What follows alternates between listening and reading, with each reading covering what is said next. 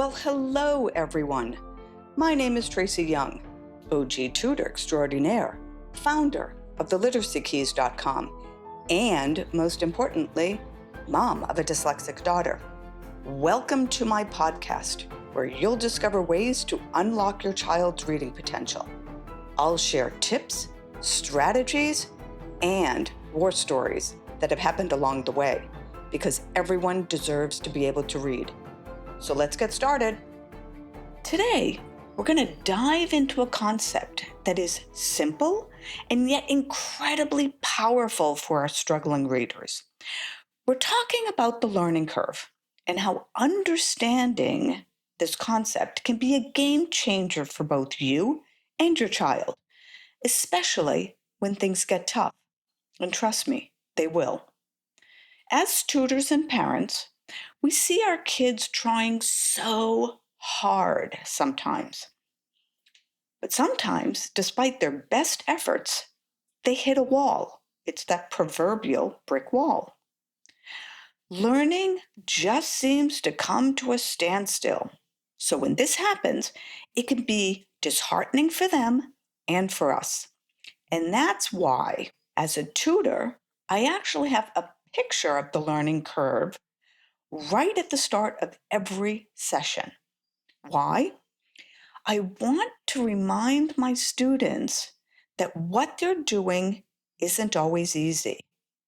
And reaching the point where they just aren't getting something is perfectly normal.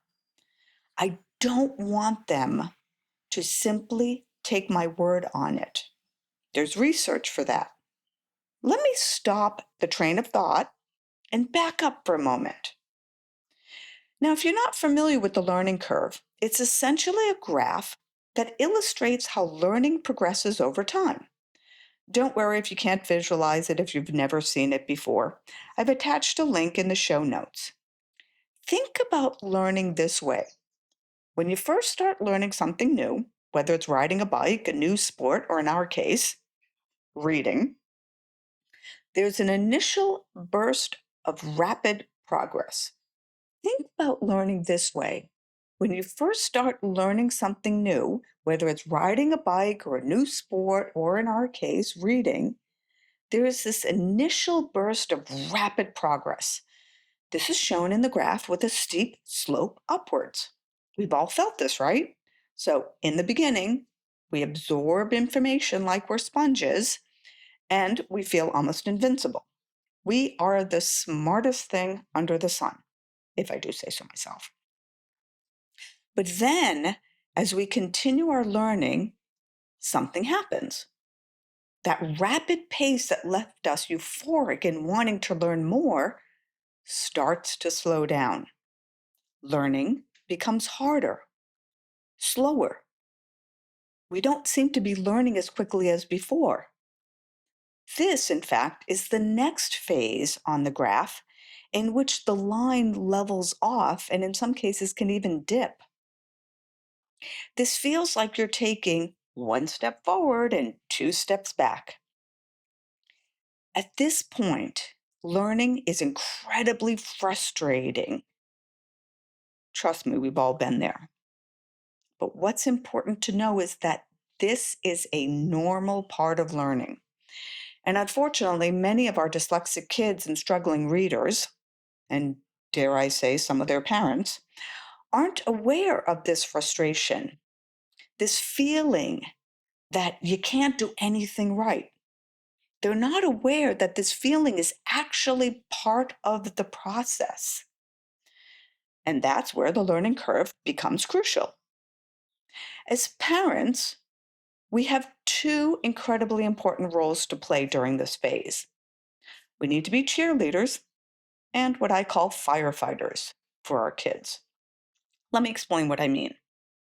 We need to be cheerleaders to encourage our kids to stay with it, to keep pushing through, to persevere. Yes, the infamous persevere. We need to cajole, encourage, push, basically whatever it takes to keep them going. When they say, I can't, we can respond, You can't yet. We also need to be firefighters, or what I think of as firefighters, holding a net to catch them when they fall. And they will fall again and again and again.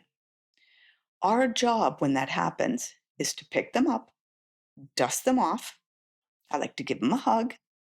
And most importantly, make sure that they don't give up. Now, why is this perseverance so important? Does it really make a difference? Wouldn't it just be easier to give up and let our kids off the hook? We could have some peace and keep them happy. Now, pay attention because this is really important. If they give up at this point, the true magic of learning will never fully happen.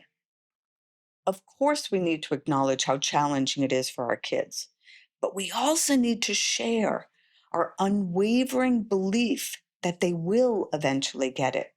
And the learning curve is proof of this natural progression. In time, as our kids stick with it, that learning curve will start to climb again. Let me repeat that. That learning curve will start to climb again. The smiles will return and the resistance will begin to wane. But it takes time. It can take a lot of time. Let me say that again. It takes time. And in some instances, it can take a lot of time. But if we give up too soon, the learning will be superficial at best, and mastery will never be achieved. When learning to read, the brain needs to reach a point of automaticity. That's when the brain knows what to do without any type of conscious effort. For some kids, this might take longer to happen. Just know it will happen. Somewhere between the 100th and the 1000th time, it will click. That mylar of neural pathways will be created. Now, I promised you practical tips in the podcast, so here's one that's incredibly effective in helping to build those pathways. Incorporate multiple senses into the learning process. Our brains learn better when we engage more than one sense. That's why Orton Gillingham is called multisensory. So for strong visual learners, use a picture, use pictures, use many pictures. Visual aids can really solidify understanding and create a link. For an auditory punch, have your child say the information out loud. This engages their hearing and vocalization. For a kinesthetic kick, get them moving. Right? Have your child trace letters in a tub of rice. Have them use gross motor skills. Right? Extend their arm and trace or make a letter. This hands-on tactile experience can be incredibly powerful. Do all three if you're not sure which one works best. Using multiple senses when learning creates more pathways in the brain, making it easier to learn and retain the information. And that's what it's all about. It's about retaining the information. I'll share my own daughter. I remember when she was studying for finals and learning lines for the High School Musical, she would pace around her room saying the information out loud. So that was kind of a kinesthetic as well as an auditive usage of her senses. And that's what worked for her. She discovered this technique. She discovered it worked for her, and then she used it. So talk to your child. Ask them if they prefer one sense over another. Do they remember things better when they see them? What if they hear it? How about if they move? Share that learning takes time. Just like learning to ride a bike, learning to read takes time, and it will be hard.